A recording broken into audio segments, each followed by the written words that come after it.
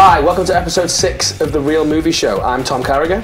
I'm Simon Conroy. And I'm Peter Evans. Each week we'll bring you a review, a preview, and a forgotten classic from the vault, or as Si calls it, the DVD dust-off. DVD dust-off. From the vault. From the vault. Which is my idea. Or compromise. DVD dust-off from the vault. DVD dust-off. I'm going to dust the DVD off from the vault. Let's go on with the show. This is too big now. Let's go on with the show.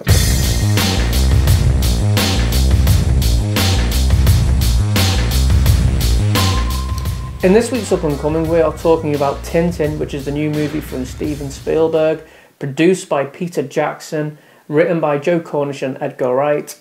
It's a motion capture film, which is kind of like the Beowulf films. It's starring Daniel Craig. It was obviously James Bond. It's got Simon Pegg, Nick Frost in it from Hot Fuzz, Shaun of the Dead fame. Jamie Bell's in it, who played, well, he's famous for Billy Elliot, and he was also in King Kong, and he was also in a really dodgy film called Jumper. It's the first film Spielberg's done in quite a while. He hasn't directed anything for quite some time, and it's also his first animated film. So before we talk about it, let's take a look. I don't think you realize this, but you're about to walk into a whole mess of danger. Look at this.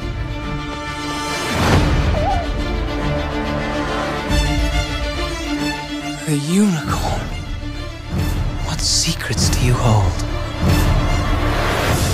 So, Tom, what did you think of the Tintin trailer?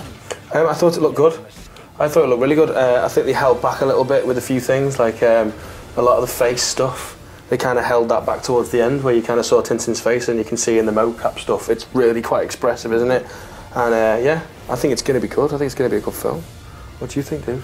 well, specifically in the style like of Beowulf. I enjoyed Beowulf a lot as the film went on. Yeah, same here. It surprised me when it first came out how much the characters in that look like the real life person they're based on. So that's great. They'll have a lot of depth to that. So you're looking forward to you're looking forward to the stars that are going to be in this being emulated in the same way as Beowulf?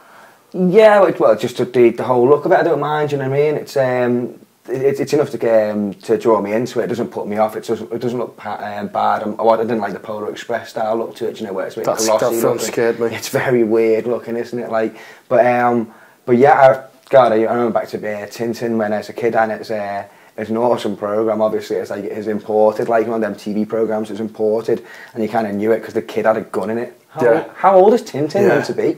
And he flew a plane. He does all these. How old is he?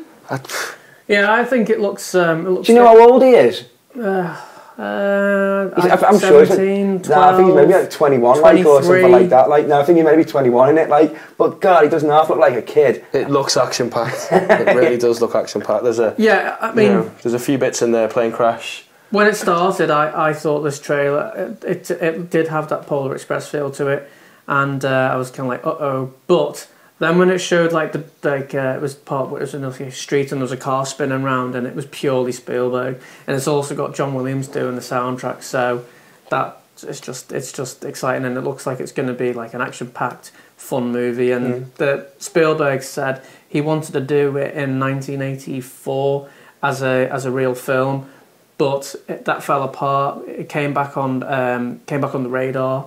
And didn't he talk to Peter Jackson? He spoke to Peter Jackson, and he said, I want you to do a CGI dog. And Peter Jackson said, well, how about we do the whole thing with this motion cap? And Spielberg is very well known to not like shooting digital. He loves doing it on film. So this is his very first animated film. So, and it's also in 3D. So, I just think two of the biggest directors at the moment getting together to do a film. I'm really looking forward to it.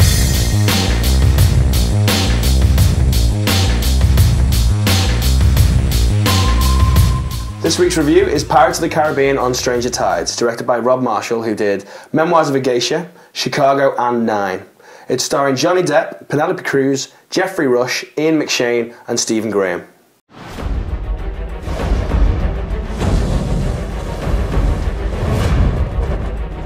Jack, have you ever seen with your own eyes the fountain of youth? I'm sorry, could you repeat the question, please? Well, I thought it was a very enjoyable film. It was a great, possibly the best out of the 4 films, Pirates of the Caribbean. I really enjoyed watching the first one when I did. The second and third ones were big set-piece films. They weren't as plot or character-driven. So I really enjoyed watching this one. Like I say, them bringing a new kind of cast into it. Johnny Depp's character, Captain Jack, and Jeffrey Rush's Barbossa are the only 2 characters to transfer over. And other than that, it just brings in a new kind of world for them to explore. I thought it was a quite good film. Like I say, very formulaic, the same as all the ones before. They have the same kind of like set of events which go on. You know, will Jack choose the path of good or bad kind of thing? But it was still like a really well written and I thought really well characterised film, really well acted. Sam? Yeah, I really enjoyed it. I mean, I wasn't expecting to after watching the first. I loved the first one, that was great, but the second and third one, in my opinion, were just awful, a complete mess. So I went into this with kind of low expectations, but I was pleasantly surprised within the first 15 minutes. It was really funny. It was Johnny Depp was brilliant in it. But anyway, yeah, it was. I really enjoyed it. Thought it was well acted. The set pieces weren't stupid and weren't crazy, and it ticked along nicely. The 3D was pretty pointless. That's definitely right there about the set pieces. Though, like on the second and third ones, they just get so big and out of proportion that they kind of like run away with the film, like where they're rolling down the wheel in one, and they must be rolling for about 5 minutes on a wheel, doing about 20 miles an hour, but they're only about 100 metres away from where they started off, kind of thing. Yeah. It kind of like loses focus when you see things like that happen. But on this one, it's all contained. So like they said, the set pieces can be contained inside a room in one, but isn't it where there's a boat which just rocks, and it's all pivotal on that. Like, so it brings it down to a lot more characterisation. It wasn't like as mythical either as the other the last 2 films, where it like the last 2 were dealing like with things like in the afterlife and all this. There is zombies. There is zombies, which I kind of wasn't too sure about because I didn't get. Well, they kind of went, there's zombies, and then nothing really happens with them. Yeah, there was a lot of those. I thought there was going to be a bit more. There was a few things in it where obviously it must have seemed a good idea at the time, but it didn't quite sort of work out. I tell you what I did love about it, that Keira Knightley and Orlando Bland weren't in it because I can't stand them. I thought they slowed down the last 2 films. I thought they were the big problem with the last 2 films. Yeah, there's a big plot interruption, wasn't it? Well, there was too many main characters in the last 2 films because it was like, you know, they all had like a story with 3 things going on in each one, and it became this film's a lot more linear, a lot more more easy to understand, and it's like a good pirates like swashbuckling romp, isn't it? And the romantic element definitely is something which is like the Orlando Bloom and Keira Knightley thing. I mean, they're introduced to provide that for you as the romantic interest throughout the whole first 3. And it's just kind of like, I think that they either waned their appeal or the fact that, like I say, just too much plot interruption.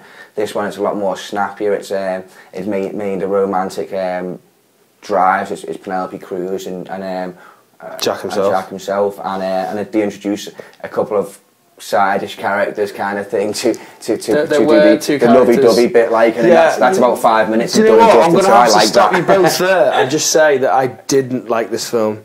To be honest with you, I didn't think much of it. I liked the first Pirates of the Caribbean film. I thought that was great. I thought it was a very, very good film. I rate films in 2 ways. I rate them on entertainment value and I rate them on structure. So whether they follow a set path, which everyone kind of does anyway, most films, and whether they're going to do it right. And in this film, I think structurally it was fine. It did everything like that it needed to do, and it delivered. But overall, I didn't like the film. I like Johnny Depp and I like Jack Sparrow. When he's on the screen, when his face is there and it's looking at me and it's saying things, I'm interested and I'm engaged.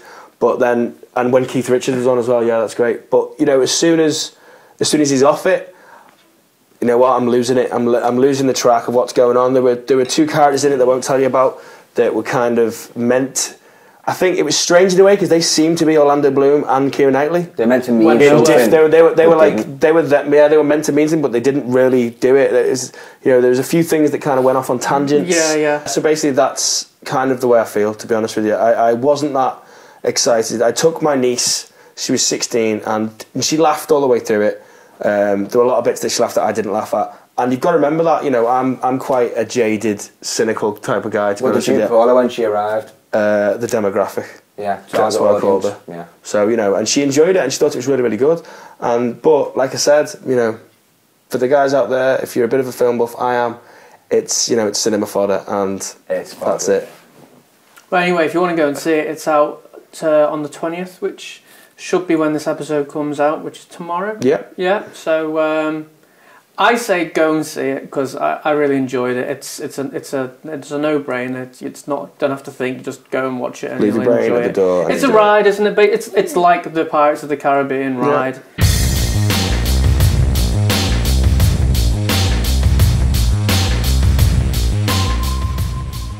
This week's DVD dust-off is Simon's turn. Let's see what he's got. This week I've decided to choose the film Man on the Moon, which is about a comedian called Andy Kaufman, back from the 70s. Hello. He was an alternative entertainer. I wouldn't say he was a 100% comedian because he never really let people knew that he was joking. He never really had a joke. Part of his thing was it was like if people don't get it, then that's their problem. He wrestled women. That was part of his thing. Yeah. And he used to say he'd wrestle people from the south because they were thick and they didn't wash and all this. And he built up this nasty this character and stuff. The film is all about him, and the way it's been made, it's as if he's like made it. So at the beginning of the film, it starts off and Jim Carrey just is like saying, "Why are you still here? Why are you watching the movie? It's terrible. It's rubbish. Go home," and all this. And then the movie begins. But the way I came across this film was it was on late one night, and there was one of these where I was like, "What's this?" And I watched it, and I watched it the whole way through, and it was just really, really good. REM provided the soundtrack for it. Yeah. And I knew nothing about Andy Kaufman until I saw this film, and after seeing the film, I did a bit of Googling and looked at all about Andy Kaufman, and he was a genius. He really was. One of the big things that he said was, because he was like a practical joker as well, and he said people are always expecting him to go one step further. He goes, what can I do next apart from fake my own death? So when he actually does die, people thought, well, is this for real? Has he died, or was he winding them up and that kind of thing? But have you seen Man on the Moon? Nope. It's a poignant tale, really. It's like you'd think a film about a comedian would be funny, but it's actually like quite a tragic story, really. Because like I was saying, Andy himself was a character, he was wild. He was heavily involved in Taxi, wasn't he? That's the only thing I remember from his Taxi. 1970s comedy programme with Kinnicky from Greece. Yeah. That was like an Saturday Night theme as well, kind of thing, where just a lot of comedians come together. But that was just one character, wasn't it? Well, yeah, I mean, he had all these different characters. Like one where he would one of his things would he'd get the record player out, play the Mighty Mouse theme, and just stand there still. And when it says "Here I come to save the day," he would mime it. Here I come to save the day.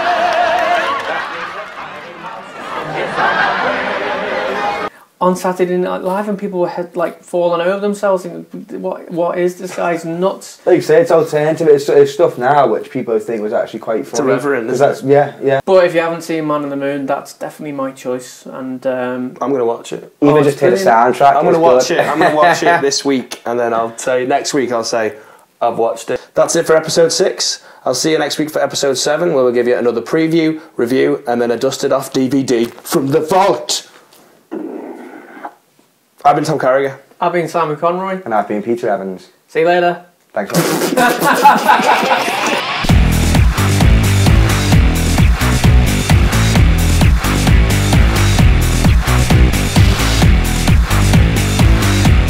Story-wise, I mean, motherfucker!